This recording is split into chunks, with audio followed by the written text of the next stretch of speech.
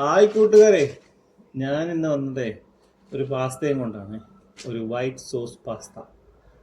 ക്രീമൊന്നും ഒഴിച്ചിട്ടുള്ളതല്ല, അല്ലാതെ ഉണ്ടാക്കുന്ന ഒരു പാസ്ത. അപ്പം ഞാൻ പാസ്ത എന്ത് ചെയ്ത് കുറച്ച് ഉപ്പും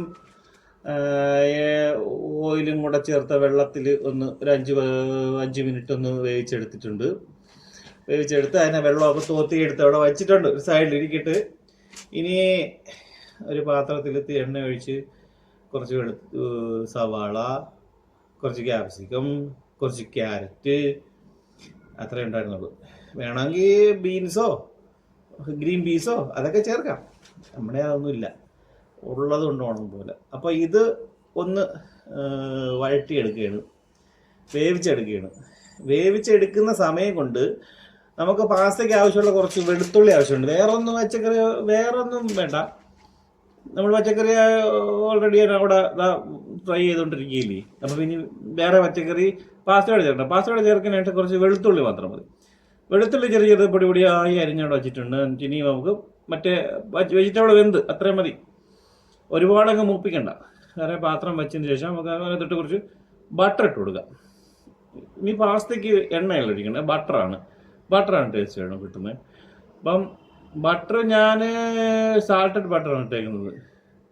അൺസാൾട്ടഡ് ഇട്ട് കഴിഞ്ഞാൽ പിന്നീട് ഉപ്പ് പിന്നെ ചേർക്കണം. ഇതിപ്പോൾ സാൾട്ടഡ് ബട്ടറും ഇട്ടേക്കുന്നത് ഉപ്പിട്ടാണ് പാസ്ത വേവിച്ചതും. ഇത് ബട്ടർ ഒന്ന്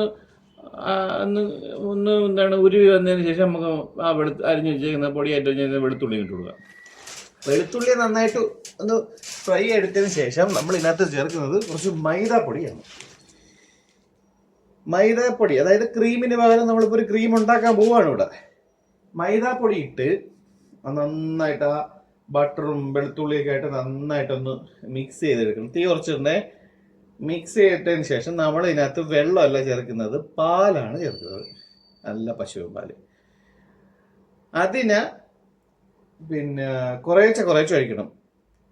കുറേശ്ശെ ഒഴിച്ചിട്ട് ഈ കട്ടയില്ലാതെ ഇതിനെ അടച്ചെടുക്കണം. കട്ടയില്ലാതെ നല്ല രീതിക്ക് ആ മൈദയും പാലും എല്ലാം കൂടെ നന്നായിട്ട് മിക്സ് ചെയ്ത്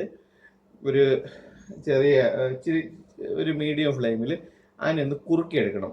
ഓവറായിട്ട് കുറുകി കട്ടിയാവണ്ട, ചെറുതായിട്ടൊന്ന് കുറുകി വരുമ്പോൾ നമുക്കറിയാമല്ലോ ആ വെള്ളം കണക്കിരിക്കുന്നതൊന്ന് ചെറിയ കട്ടിയായിട്ട് വരുമല്ലോ. കാരണം പാസ്തയും കൂടി ഇടുമ്പോഴത്തേക്ക് ഇത് നല്ല കുറുവും. ഇനി നമുക്ക് ആ വെള്ളം തോർത്തി വെച്ചേക്കുന്ന പാസ്തയെ ഇതിലോട്ട് എടുത്തിട്ട് നന്നായിട്ട് ആ ക്രീമും നമ്മൾ ഉണ്ടാക്കിയ ആ ക്രീമും പാസ്ത എല്ലാം കൂടെ നന്നായിട്ട് മിക്സ് ആവുന്ന രീതിക്ക് ഇളക്കുക. ഇളക്കിയിരിക്കുക. നന്നായിട്ട് മിക്സ്. തീ കുറച്ചിട്ടേക്കണേ, തീ സിമ്മിലിട്ടാൽ മതി. ഇനി തീയുടെ ആവശ്യമില്ല, കാരണം എല്ലാം വെന്തതാണ്. എന്നിട്ട് നല്ലോണം മിക്സ് ചെയ്തതിന് ശേഷം ഞാൻ ഇതിനകത്തോട്ട് ഒരു ചെറിയ സ്പൂണിന് കുരുമുളക്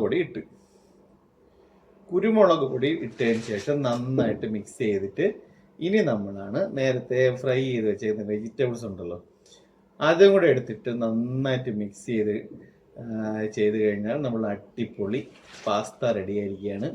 ഇത് ചൂടോടെ കഴിക്കണം. തണുപ്പിച്ച് കഴിക്കില്ല, ചൂടോടെ തന്നെ